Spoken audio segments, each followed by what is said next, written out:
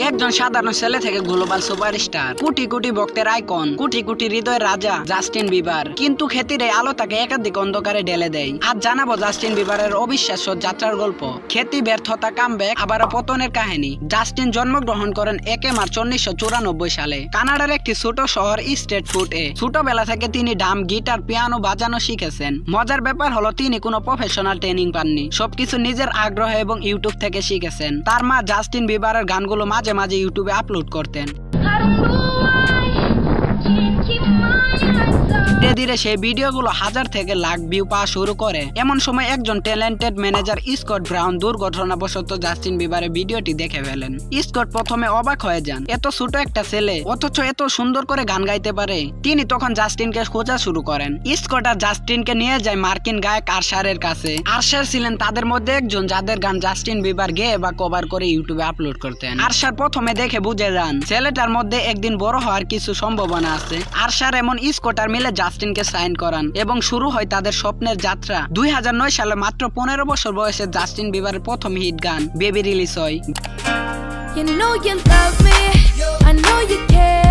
গানটি মুহূর্তের মধ্যেই ভাইরাল হয়ে যান। জাস্টিন হয়ে ওঠেন কোটি কোটি ছেলে মেয়েদের স্বপ্নের নাম। বেবির পর জাস্টিন একের পর এক হিট গান দেন। Never say never, somebody to love, boyfriend, প্রতিটি গান তাকে আরো জনপ্রিয় করে তোলে। মাত্র কিশোর বয়সে তিনি অর্জন করেন বিশ্বব্যাপী খ্যাতি, অর্থ এবং অসংখ্য ফ্যান।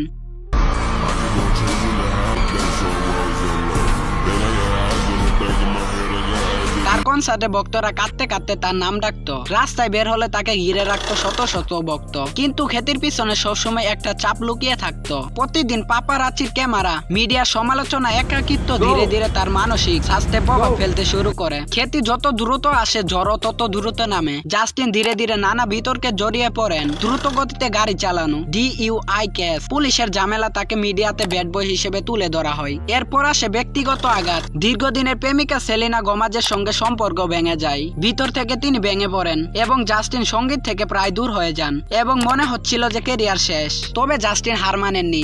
2015 সালে তিনি আবারও ফিরে আসেন পারপাস অ্যালবাম নিয়ে। এই অ্যালবামের মধ্যে সেরা গানগুলো হলো সরি,